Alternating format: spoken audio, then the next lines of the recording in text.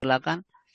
Assalamualaikum warahmatullahi wabarakatuh. Waalaikumsalam Recording in warahmatullahi progress. wabarakatuh. Innal hamdalillah nahmaduhu wa nasta'inuhu wa nastaghfiruh wa na'udzu billahi min shururi anfusina wa min sayyiati a'malina. May yahdihillahu fala mudhillalah wa may yudlil fala hadiyalah. Asyhadu an la ilaha illallah wahdahu la syarikalah wa ashhadu anna Muhammadan abduhu wa rasuluh. Allahumma salli wa sallim wa barik ala Muhammadin wa ala alihi wa ashabi ajma'in. Subhanaka la ilma lana illa ma 'allamtana innaka antal alimul hakim. Allahumma aftah lana hikmataka wansur alaina rahmataka min khuzaini rahmatika ya arhamar rahimin. Qala Allah Ta'ala fi kitabihil karim. A'udzu billahi minasyaitonir rajim. Ya ayyuhalladzina amanu taqullaha haqqa tuqatih wa la tamutunna illa wa antum muslimun. Ya ayuhan nasu taqu rabbakumul ladzi khalaqakum min nafsin wahidah wa khalaqa minha zawjaha wa batha minhuma rijalan katsiran wa nisaa wattaqullaha alladzi tasaaluna bihi wal arham innallaha kana 'alaikum raqiba. Ya ayyuhalladzina amanu taqullaha wa qulu qawlan sadida yuslih lakum a'malakum wa yaghfir lakum dzunubakum wa may yuti'illaha wa rasulahu faqad faza fawzan 'azima. Amma ba'du fa innal asdaqal hadisi kitabullah wa khairal hadiyati Muhammadin sallallahu alaihi wasallam wa syarrul umuri muhdatsatuha wa kullu muhdatsatin bid'ah wa kullu bid'atin dhalalah wa kullu dhalalatin finnar. Bapak dan Ibu sekalian, saudaraku kaum muslimin dan muslimat, jamaah kajian online Ashifa yang dirahmati oleh Allah, alhamdulillah kita diizinkan kumpul lagi di Zoom Ashifa ini untuk ngaji bersama-sama.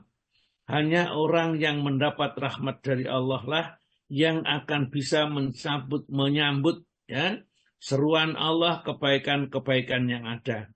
Jadi kalau kita berada di kumpulan orang baik, berarti Allah sayang kepada kita. Kalau kita berada di kumpulan orang-orang yang jahat, bahkan kita juga menjadi jahat, maka tandanya Allah Ta'ala memutuskan rahmatnya kepada kita. Jadi insya Allah seluruh ya jamaah yang pada saat ini kumpul di Zoom Ashifa, mereka pilihan Allah, calon-calon penghuni surga. Kalau mereka tidak gugur syahadatnya di tengah perjalanan. Jadi kita perhatikan jangan sampai gugur syahadatnya, batal syahadatnya menjelang kita kembali kepada Allah Subhanahu wa taala. Karena setinggi apapun ya, kalau kita ingat Barsiso ya, pendeta Barsiso yang pada saat itu melewati ya, daerahnya dilewati oleh Nabi Musa alaihissalam. Karena orang-orang pada saat itu adalah orang-orang yang senangnya berhura-hura, ya main perempuan dan lain-lainnya. Maka tatkala Nabi Musa lewat, maka Nabi Musa melarang. Nah orang-orang ini akhirnya, ya bagaimana caranya supaya Nabi Musa itu tidak datang kepada tempatnya, ya. Maka datanglah kepada Barsiso untuk minta supaya berdoa kepada Allah karena dia itu terkenal alim yang luar biasa. Dan doanya mustajab selalu dikabulkan oleh Allah Subhanahu wa taala. Maka dia datang untuk minta supaya Barsiso mendoakan Nabi Musa itu mendapat kecelakaan atau ya mendapatkan sesuatu yang tidak jadi lewat ke tempatnya ini. Maka tatkala Barsiso dihubungi, pendeta yang sudah alim itu muridnya ribuan ini, bahwa dia mengatakan, jangan, saya tidak bisa, dia nabi, saya cuman orang biasa yang mungkin diberikan keistimewaan oleh Allah dengan keistimewaan tertentu. Tapi dirayu, dia tetap tidak mau. Ya. Karena itulah maka akhirnya orang-orang itu mengalihkan perhatiannya ya kepada istrinya. Karena Barsiso mau dihadiah apa saja tidak mau. Karena dia tidak mungkin bisa mengalahkan Musa. Nabi Musa itu nabinya Allah, bahkan bisa berbicara langsung kepada Allah. Ya, akhirnya apa? Akhirnya istrinya yang didatangi oleh orang-orang itu dirayu supaya memerintahkan suaminya Barsisa itu untuk berdoa supaya Nabi Musa celakalah, katakan seperti itu. Ya, istrinya dikasih emas, dikasih sebala sama orang-orang yang seperti itu akhirnya karena paksaan atau rayuan istrinya tersebut, Barsisa luluhlah. Akhirnya dia mau berdoa, mendoakan Nabi Musa, padahal dia sadar tidak mungkin bisa. Kenapa? Nggak mungkin dia bisa mengalahkan doanya Nabi Musa karena kedekatannya dia dengan Nabi Musa dengan Allah, dan Nabi Musa kepada Allah ya jauhlah dia. Ya, akhirnya dia bertempat tinggal di satu tempat yang tinggi, melihat pasukannya Nabi Musa yang akan lewat sana, dia berdoa, ya, berdoa kepada Allah, ya, untuk kehancuran atau kecelakaan Nabi Musa. Maka setiap kali dia mengucapkan itu berbalik, katakannya berbalik, jadi tidak bisa mendoakan kehancuran Nabi Musa kepada Allah. Lidahnya itu terbalik gitu. Justru dirinya yang hancur, ya, yang ini. Akhirnya yang terjadi apa? Lidahnya sampai keluar, ya kan? Ini disebutkan dalam surat Al-A'raf ayat 174 terus 75 atau 176, ya. Di bawah ini ada kisah-kisah yang disebutkan, nanti di dalam tafsir silakan buka sendiri. Nah, setelah itu maka akhirnya nggak bisa, lidahnya Barsisa sampai keluar dari mulutnya sampai ke pusatnya, ya, ke perutnya itu nggak bisa, ya. Akhirnya menemui umatnya atau santri-santrinya itu. Saya sudah bilang saya tidak ingin menang seperti itu. Ini sekarang ada satu cara saja. Yang kalau ingin supaya Allah menurunkan balaknya kepada umatnya Nabi Musa ini. Apa caranya? Maka datangkanlah perempuan cantik, suruh merayu kepada tentaranya Nabi Musa. Kalau mereka nanti berbuat maksiat, berzina, maka Allah akan mencabut rahmatnya dan akan menurunkan bala bencananya. Ya, maka dengan teknik seperti itu nasihatnya Barsisa yang terakhir itu saja, yang lain tidak bisa. Kalau selama pengikutnya Nabi Musa alaihissalam itu dalam keadaan seperti ini tidak bisa. Nah, keluarkan, ya, penyanyi-penyanyi yang cantik-cantik, kemudian para, ya, orang-orang yang biar melacot cantik, suruh merayu mereka para tentara itu. Nah, taktik itu dilakukan, ya, oleh orang-orangnya Barsisa ini. Akhirnya terjadilah rayuan-rayuan yang termakan itu. Akhirnya seluruh pengikutnya Nabi Musa terkena rayuan itu, berbuat zina dengan mereka. Akhirnya turunlah azab, ya, soal penyakit dan macam-macam, sehingga mereka itu hancur, mereka yang melakukan perbuatan maksiat. Itulah, ya. Padahal Barsisa itu sudah ulama yang besar. Karena tergelincir dengan rayuan istrinya, dengan diberikan harta yang banyak itu, maka dia sudah akhirnya jadilah orang yang hina akhirnya nanti di akhirat, ya. Ini satu kisah saja, nanti kalau kita baca kapan-kapan kisahnya ini tentang Barsisa, ya. Hanya sebagian orang, sebagian ahli tafsir, ya, tidak menerima kisah itu, karena memang kisah ini kadang-kadang menjadi polemik atau menjadi perdebatan. Baik, ya, kita lanjutkan. Baiklah, ya, mudah-mudahan kita tidak tergelincir di ujung, ya, di ujung usia kita, saat kita mau ketemu dengan Allah. Jangan sampai kita murtad, ya, jangan sampai kita lepas syahadatnya dan lain sebagainya. Tetap istiqomah. Orang itu kalau selama kita bisa mencari teman baik, kumpul dengan orang baik, dan kita tidak ada halangan untuk jadi orang baik, maka tandanya rahmat Allah masih akan turun. Biasanya orang itu nanti kalau sudah ada dunia yang menggelitik ini, ya, sehingga kita memisahkan diri dari hal yang ini, Mencari teman di Asifa seperti ini susah, ya. Coba kita cari, ya. Ini dimudahkan kita dikumpulkan di sini sebagai rahmat yang besar. Jangan tinggalkan, ya. Sungguh kita rugi sekali dinasihati setiap pagi sehingga kalau toh kita mau tergelincir, kita tentu akan segera diselamatkan, ditarik tangannya seakan-akan oleh teman kita sehingga kita tidak jadi tergelincir. Baik Bapak dan Ibu sekalian, itu sekedar intermezzo, permukaan saja. Sekarang baca Al-Quran, yang membaca Bu siapa? Bu Nur Emnya. Mungkin Ustaz, siap insya Allah. Ya, monggo Bu Nur Emnya dibaca surat Luqman, surat 31 ayat 18 sampai 22.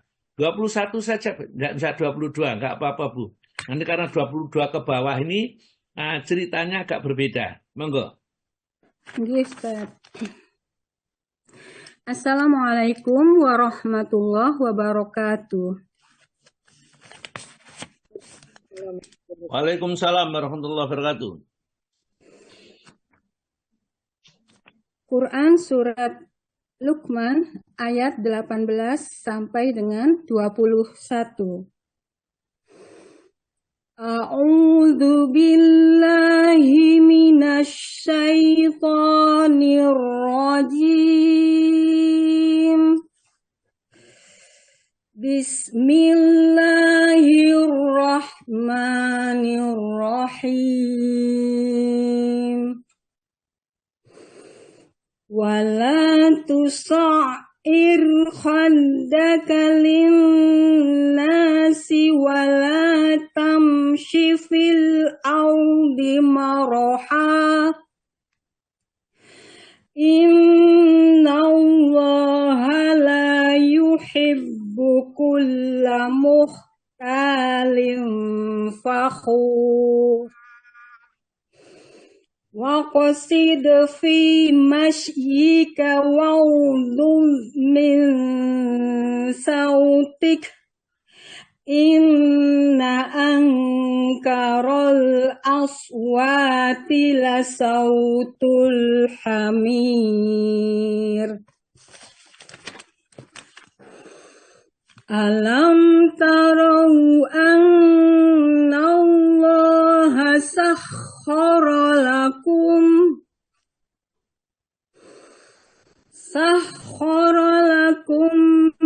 ma fis samawati wa ma fil ardi wa asbagha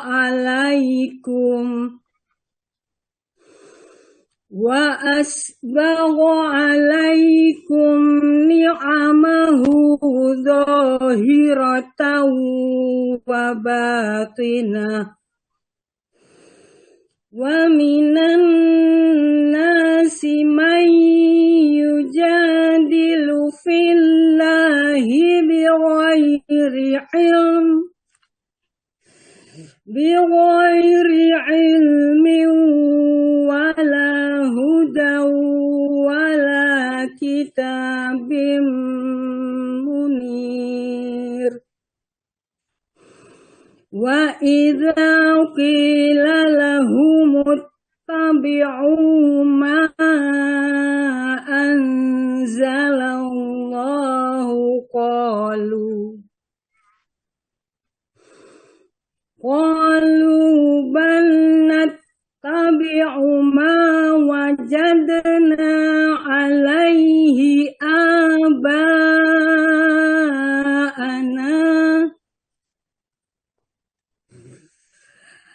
Awalau kana asyaitanu yad'uhum ila adzabis sa'ir.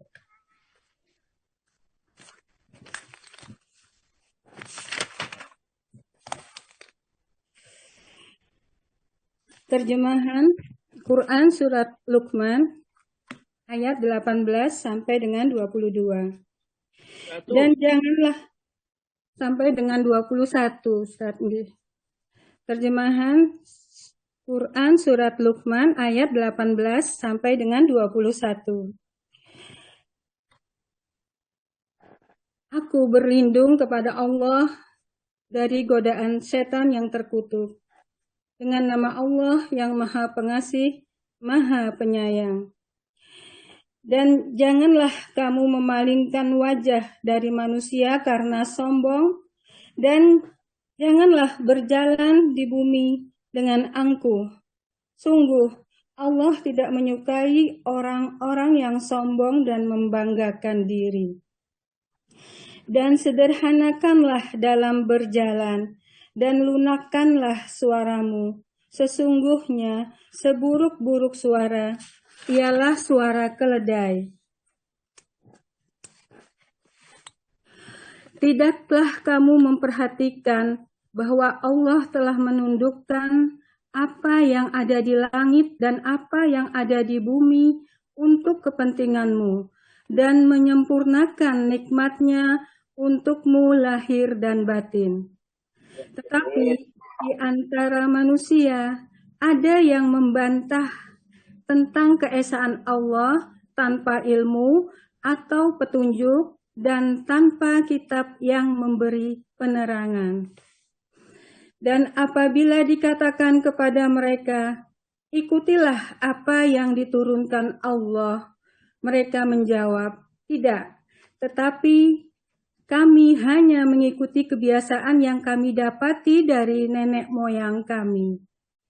Apakah mereka akan mengikuti nenek moyang mereka, walaupun sebenarnya setan menyeru mereka ke dalam azab api yang menyala-nyala atau neraka.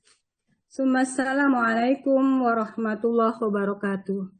Waalaikumsalam warahmatullahi wabarakatuh. Alhamdulillah, terima kasih banyak ya Bu Nur Ilmiah sudah membacakan Al-Quran ya. Setiap hari kita baca Al-Quran, apakah tahsin, apa yang lain ya.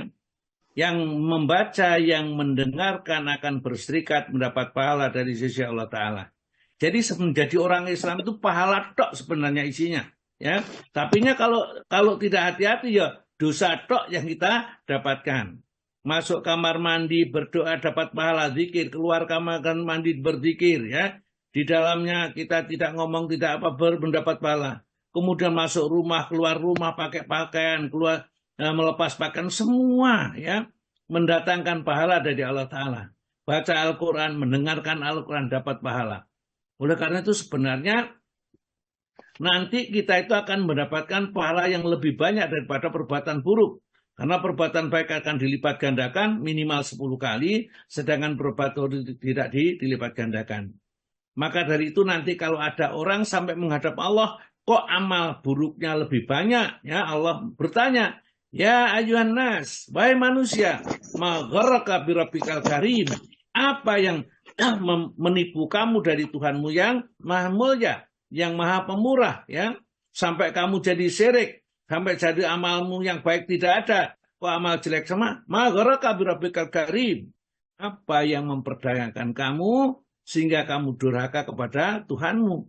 Mestinya kalau orang normal saja ya mengerjakan yang diperintahkan karena semua perintah Allah adalah menguntungkan kita, semua larangan Allah adalah merugikan kita. Pasti kita menjadi orang yang bahagia ya. Baiklah ya, mari kita baca. Setelah Allah Ta'ala di dalam ayat 17 menerangkan ya, kita disuruh ya bunaya aqimis sholata wa'mur bil ma'ruf wa nahy 'anil munkar wasbir 'ala ma asabak ya. Inna dzalika min azmil umur. Jadi anaknya Luqman diperintahkan untuk sholat ya.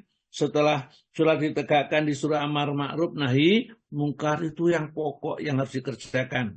Ya penting sekali ya. Kalau hubungannya dengan Allah sudah baik, sudah sempurna, maka dengan manusia jangan sombong. Jangan mentang-mentang dia merasa ilmunya tinggi, atau jabatannya tinggi, atau hartanya banyak, kendaraannya bagus, jangan ya. Wala tusair khadaka. Wala dan janganlah tusair khadaka, kamu memalingkan pipimu, noleh. Gitu ya. Jadi kalau misalnya ketemu teman, ya gak gelem delok aja enggak mau. Ya menganggap karena temannya itu hina.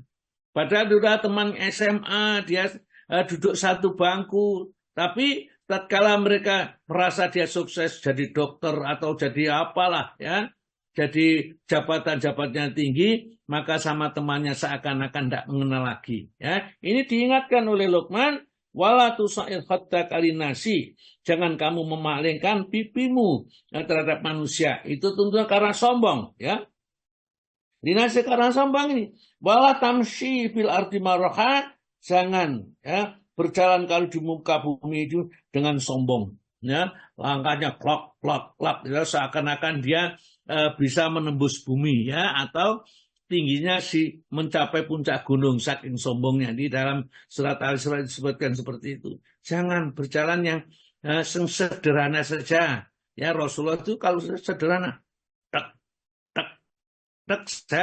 Kalau kita kalau melewati jalan yang naik dibaca apa, kalau jalan-jalan turun dibaca apa. Di dalam Islam itu semuanya mendatangkan pahala ini, ya. Jangan kamu berjalan di muka bumi itu dengan sombong. Karena merasa mempunyai kelebihan dari orang lain. Orang sombong itu takabur. Takabur itu merasa dirinya besar.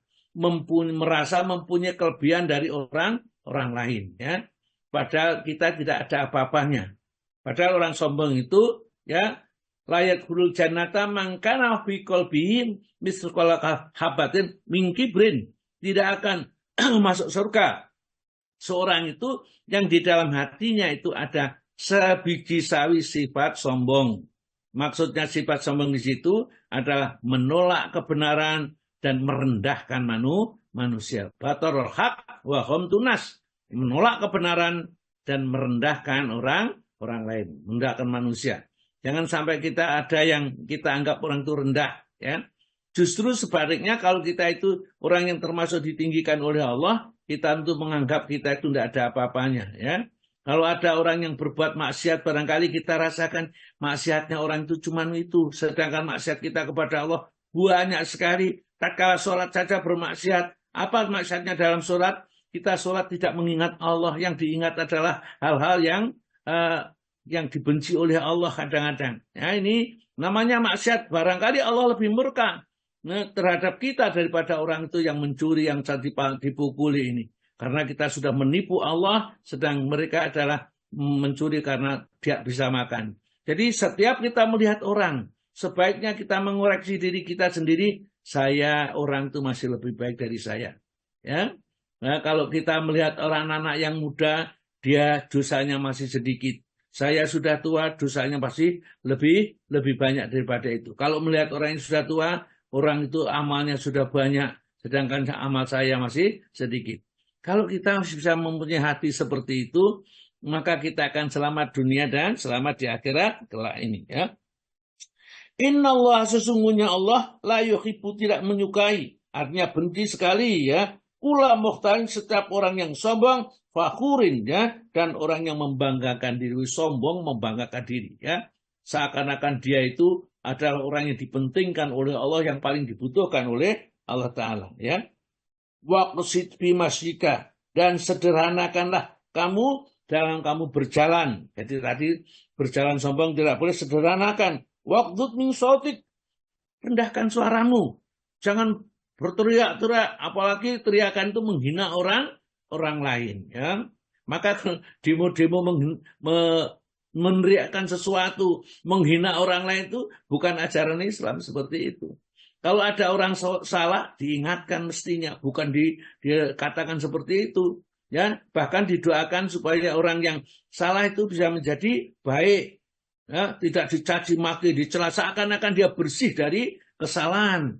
Itu yang salah kita kadang-kadang seperti itu. Melihat orang itu kayaknya orang itu sudah paling jelek, ya, dibandingkan kita itu orang yang paling bersih, paling jujur, paling benar, ya. Ini yang berbahaya. Ini Luqman mengajarkan kepada anaknya supaya kalau ngomong jangan keras-keras, sehingga kalau kita lihat, coba kita mencaci orangnya pakai speaker, ya, pakai pengeras suara, menghujat, ya, mencela, mencaci pakai pengeras suara.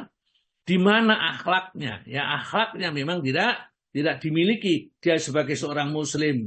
Maka perlu belajar agama. Kalau kita belajar agama, tidak mungkin orang-orang itu mengerti agama dengan benar kayak begitu, ya. Orang-orang begitu ngertinya dunia. Jadi pujian orang, sanjungan orang, ya, itu yang lebih diutamakan ini. Inna angkaral aswati, ya, sesungguhnya seburuk-buruk suara itu la sautul khamir adalah suara keledai. Kenapa? Keledai itu kalau kenyang nyepak-nyepak, ya suaranya meringik-ringik, buruk sekali. Ya, kalau lapar juga teriak-teriak, suaranya meringik-ringik, ya, suaranya buruk sekali, ya. Jadi seburuk-buruk suara adalah suara keledai. Jadi jangan suaranya keras-keras. Ya, kita memanggil anak kita, memanggil istri kita, berkomunikasi dengan teman, itu gunakan bahasa yang paling baik, yang paling halus. Itulah hati kita, itulah akhlak kita, dan kita tercermin di dalam perbuatan kita, omongan kita ini. Baik, ya. Kita lanjut, ya. Allah Ta'ala kemudian mengingatkan bahwa segala nikmat sudah diberikan oleh Allah kepada kita. Nikmat lahir, nikmat batin, nikmat lahir berupa harta, fisik yang sehat, ya, berupa kedudukan, pangkat, dan lain-lain. Itu adalah nikmat lahir. Nikmat batin apa? Ilmu, iman, akhlak yang mulia. Ya. Alam taro, apakah kamu tidak melihat, ya, atau memperhatikan anallah, sesungguhnya Allah sakharalakum ma fis samawati wa ma fil ard, telah menundukkan semua yang di langit dan di bumi untuk kamu. Sinyal saja ditundukkan oleh Allah Ta'ala, ya. Sehingga kita bisa ngaji ini diatur sinyalnya. Ini hanya manusia yang diberikan oleh Allah kemampuan seperti ini. Manusia itu memang pinter, ya. Sejak Nabi Adam pertama kali diajari oleh Allah langsung hafal, semuanya langsung bisa. Sedangkan malaikat itu yang merasa dirinya banyak ibadah jauh dibandingkan manusia ini. Telah memberi nikmat lahir dan batin. Wa asbagha alaikum ni'amahu, dan menyempurnakan nikmat-nikmat yang diberikan oleh kepada kita. Zahiratan, baik yang zahir, yang nyata, berupa fisik dan harta benda kekayaan, kendaraan yang bagus, rumah yang indah, dan seterusnya. Itu adalah nikmat yang zahir, wa batinan, dan nikmat yang batin, yakni ada ilmu pengetahuan, akal budi yang sempurna. Kita tidak dijadikan orang gila, ya.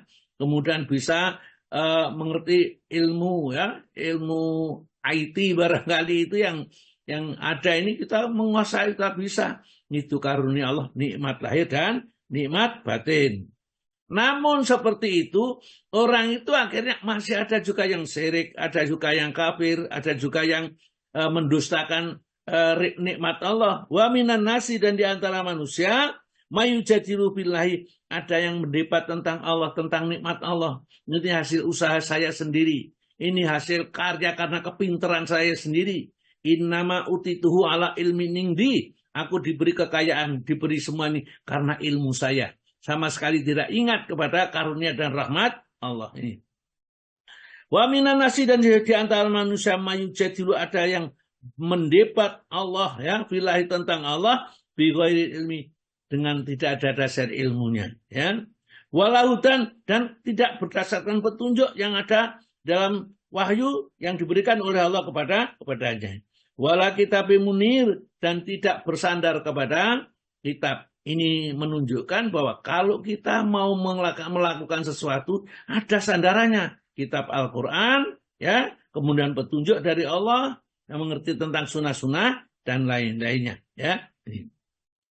Wa idza qila lahum, orang itu kalau sudah mempunyai sifat seperti itu, wa idza, dan apabila dikatakan lahum kepada mereka, wa idza qila, dan apabila dikatakan lahum kepada mereka, ittabi'u, ikutilah, ma anzalallah, apa yang diturunkan oleh Allah, difirmankan oleh Allah, ya. Jadi ikutilah Al-Quran, ikutilah As-Sunnah, jangan ngarang ibadah sendiri, ya. Jangan membuat bid'ah di dalam agama ini. Kalau mereka menjawab, bal nattabi'u, bahkan yang akan kami ikuti itu ma wajadna alaihi aba'ana, yang kami dapatkan nenek moyang kami. Tidak mau mengikuti Quran, tidak mau mengikuti ajaran agama nenek moyang kami. Biasanya kalau bulan Suro harus begini, ya, malam Jumat harus begini, ya, kirim ini, baca ini, kalau ada orang mati harus begini dan begini. Padahal tidak ada dasarnya, ya. Tidak ada wala kitab munir, tidak ada petunjuk dari Al-Quran maupun hadis, tidak ada.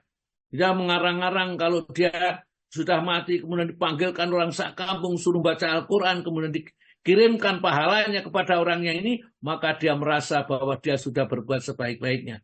Ini yang terjadi kesalahan yang umum di masyarakat. Karena rata-rata mereka seperti itu pasti tidak akan membaca Al-Quran dengan benar, dan pasti mereka itu tidak mengerti agama dengan baik. Oleh karena itu, mari kita belajar agama ini. Kalau kita melakukan sesuatu, ikuti apa yang dituntunkan oleh Allah di dalam kitabnya, Al-Quran, petunjuknya Rasulullah. Tidak ada petunjuk selain keduanya ini. Ya, semuanya, semua manusia harus tunduk dan patuh kepada Allah dan kepada Rasulnya. Ya, tidak ada yang mereka selain Allah dan Rasulnya yang boleh menjadi harus idola, ya, artinya harus diikuti, keluar dari apa yang diajarkan oleh Nabi ini. Ya. Wa idza qila lahum, ya, wa idza qila lahum tabi'u ma anzalallahu, qalu, mereka berkata, fa natabi'u ma wajadna alaihi aba'ana, yang saya ikuti adalah apa yang kami dapatkan dari nenek moyang kami. Allah Ta'ala mengatakan, awalau kana, apakah kalau, ya, seandainya, ya, asyaitanus, setan itu yad'uhum, mengajak mereka ila adzabi sa'ir, kepada siksa yang menyala-nyala, kepada neraka, apakah ya juga diikuti juga? Ya, itulah orang-orang yang tidak mau menggunakan tuntunan yang benar. Apa datangnya dari setan atau datangnya dari agama yang benar, tidak mau peduli. Ini Allah menyindir kepada kita yang sekarang ini masih belum, ya, bertauhid sepenuhnya kepada Allah, jangan sampai tergelincir. Ini nasihatnya Luqman kepada anaknya. Baiklah, ya, saya kira sampai di sini kita kembali kepada hal-hal yang dimakruhkan di dalam sholat, ya, sampai memejamkan mata, ya Bu, ya. Ini yang kelima. Ya, yang kelima, ya, kita masuk yang kelima. Monggo Pak Tomo dibaca yang kelima. Ya Ustaz. Hal-hal yang dimakruhkan dalam sholat yang kelima adalah memejamkan mata.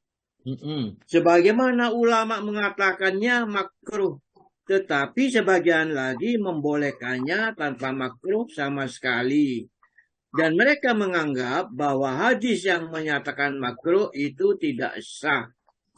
Berkata Ibnu Qayyim, yang benar ialah kalau dengan membuka mata itu tidak menghalangi kehusukan, maka itulah yang lebih utama.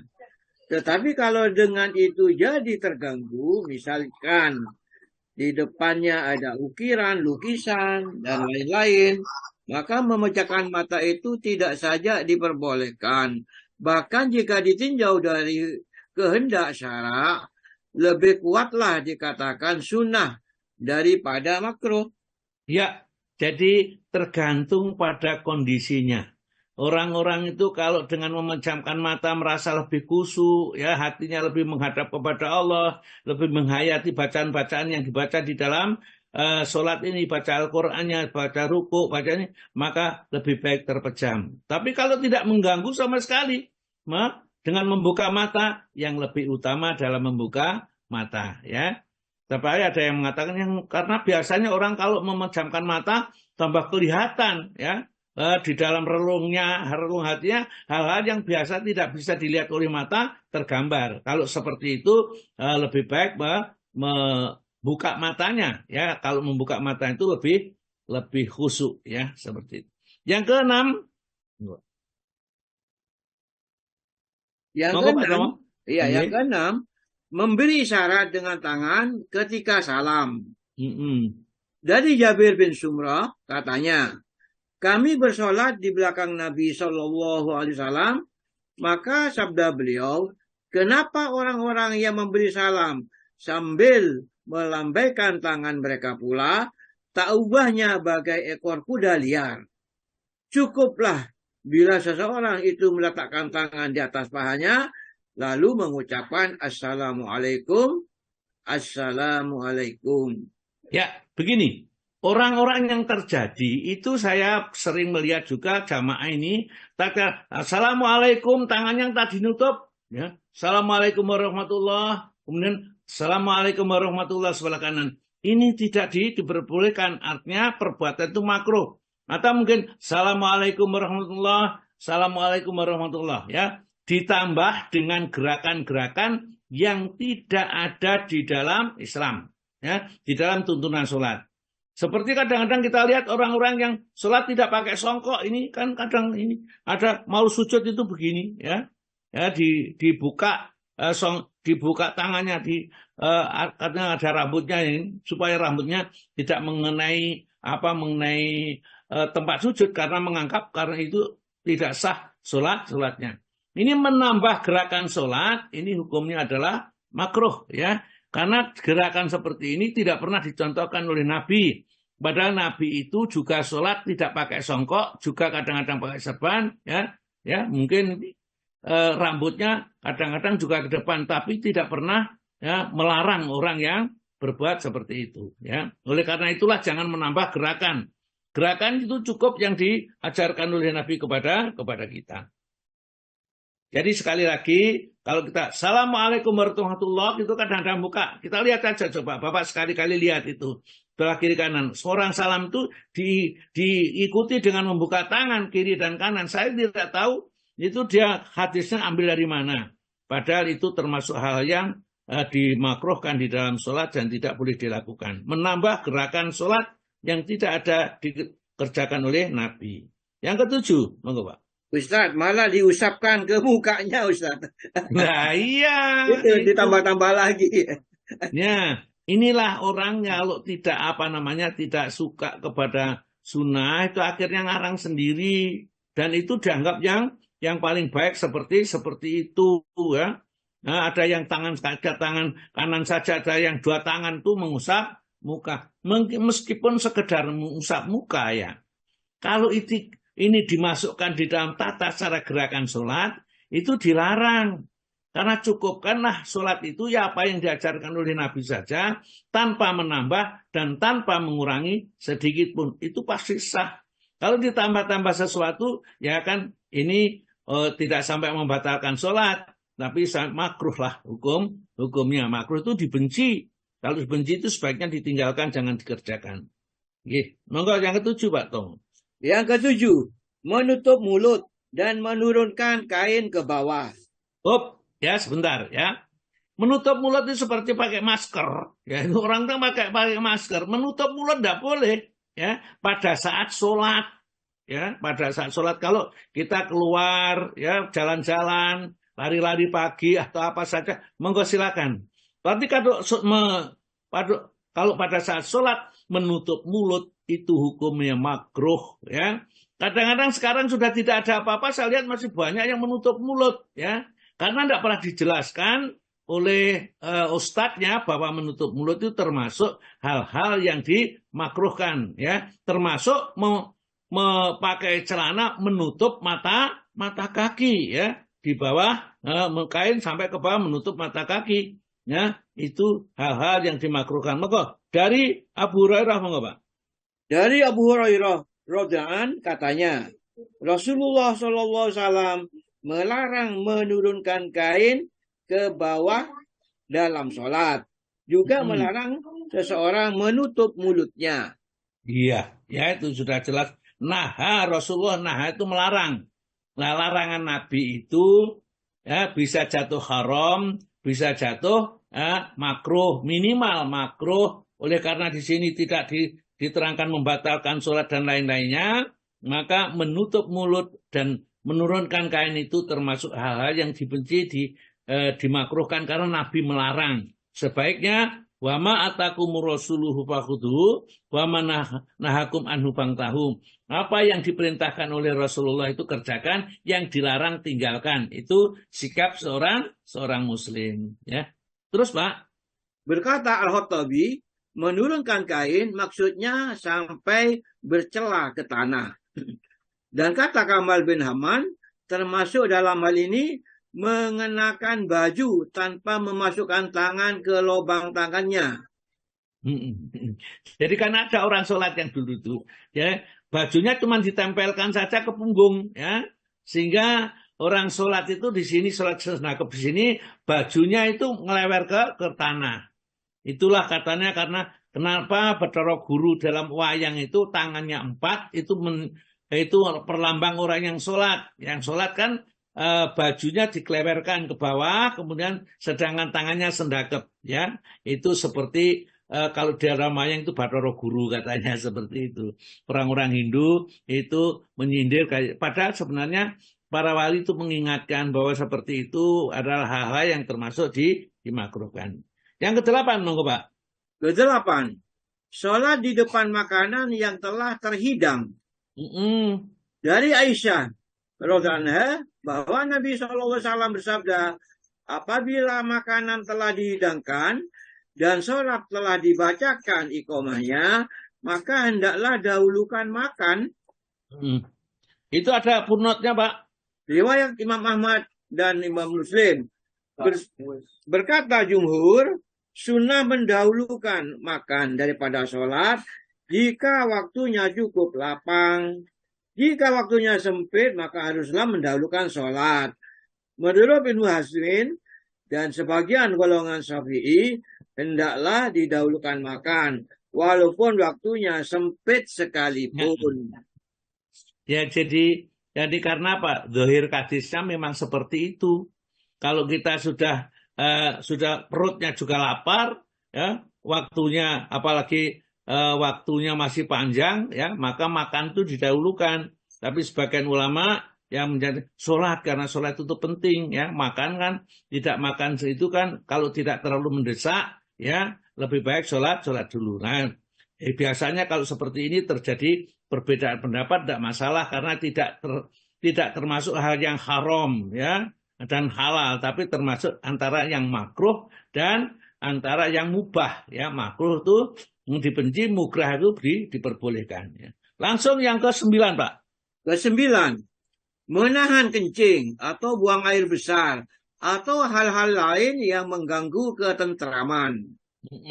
Berdasarkan hadis yang diriwayatkan oleh Imam Ahmad, Abu Daud, Tirmidzi yang menganggapnya sebagai hadis hasan, yakni dari Thauban, bahwa Nabi SAW bersabda, ada 3 hal yang tidak boleh dilakukan oleh seseorang. Janganlah seseorang menjadi imam bagi sesuatu kaum. Kemudian, jika mendoa, diperuntukkan hanya buat dirinya sendiri, tanpa meratakan kepada mereka. Kalau ini dilakukan, berarti ia telah mengkhianati mereka. Ini adalah mengenai doa yang dikeraskan bacaan oleh imam, sehingga diikuti oleh para makmum. Berbeda halnya dengan doa yang dibaca secara sir untuk dirinya pribadi. Maka ini hukumnya makruh. Janganlah melepas penglihatan ke dalam rumah orang lain sebelum minta izin. Bila ini dilakukannya, berarti ia telah masuk tanpa izin. Dan janganlah seseorang bersolat di waktu ia sedang menahan buang air kecil sampai ia kencing lebih dahulu. Iya, ya. Kita tidak boleh menjadi imam di suatu tempat tanpa seizin yang milik. Jadi misalnya saya datang ke tempatnya, masjidnya Pak Tomo, mentang-mentang saya ustadz umpamanya langsung maju ke depan jadi imam, ya, tidak diperbolehkan itu, ya. Imam yang dibenci itu tidak diperbolehkan, ya. Jadi ahli bid'ah itu sebaiknya tidak jadi imam. Meskipun hukumnya jadi imam tetap sah karena ahli bid'ah itu dibenci oleh makmum. Kemudian juga kita dilarang, ya, di sini kalau berdoa itu mestinya kalau kita doanya keras, itu berdoa untuk diri kita dan untuk yang mengaminkan. Jangan misalnya doanya untuk kepentingan sendiri. Maka di dalam Al-Quran kebanyakan Rabbana atina bidunya hasanah, ya, Rabbana atina berilah kepada kami, bukan atini, ya, atina berilah aku. Namun kalau doa itu kita ambil dari Al-Quran dan kita tidak berani mengubah-ubah apa yang ada di dalam Al-Quran, tetap aja kita berdoa dengan lafaz yang ada di dalam Al-Quran. Kemudian juga meskipun kita artinya itu adalah diri kita sendiri, tapi niat kita karena kita tidak begitu paham bahasa Arab, ya, maka tetap kita tidaklah menjadi khianat, karena di sini kalau kita jadi imam berdoa untuk diri kita sendiri disebutkan di sini khianat.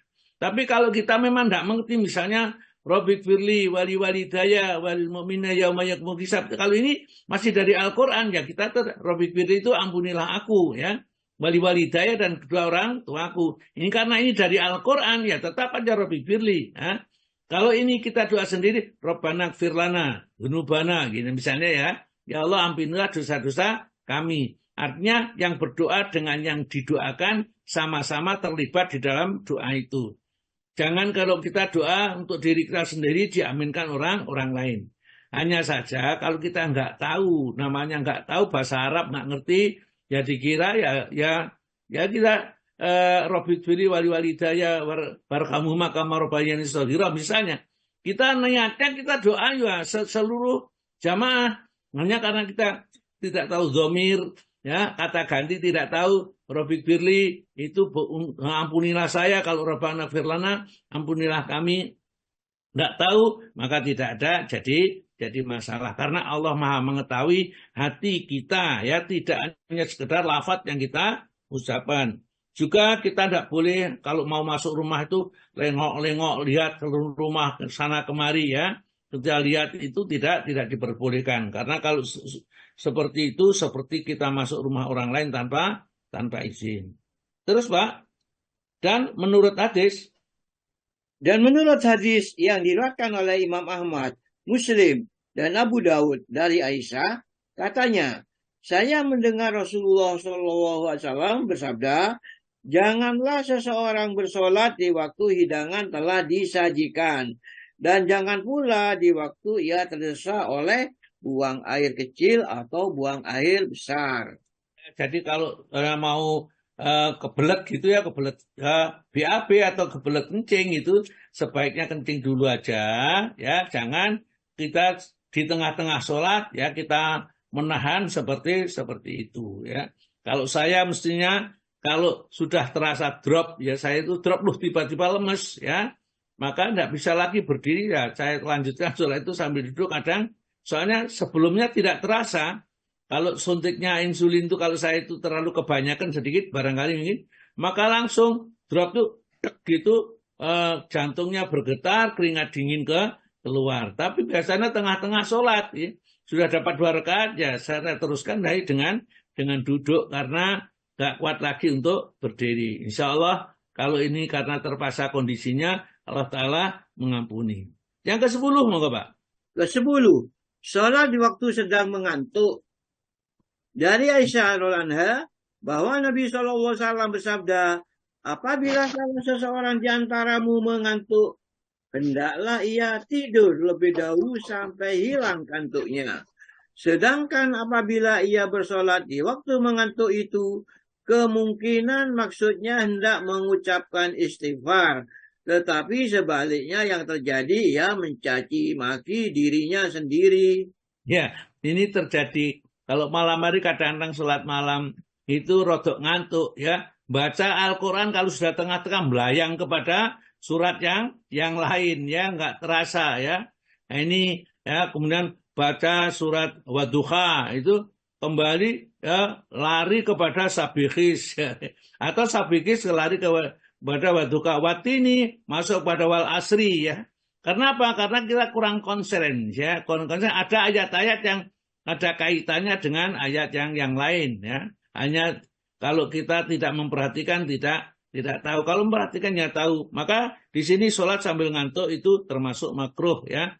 Bukan haram tapi makruh, karena membahayakan kalau kita berdoa untuk kebaikan diri kita tapi yang kita ucapkan keliru pada saat itu saat mustajabah gitu loh, ya. Maksudnya Nabi seperti itu. Terus dari Abu Hurairah, dan dari Abu Hurairah bahwa Nabi SAW bersabda, apabila salah seorang di antara kamu bangun malam dan masih mengantuk sehingga berat lidahnya buat membaca Al-Quran dan ia tidak sadar apa yang dibacanya itu, maka sebaiknya ia tidur kembali.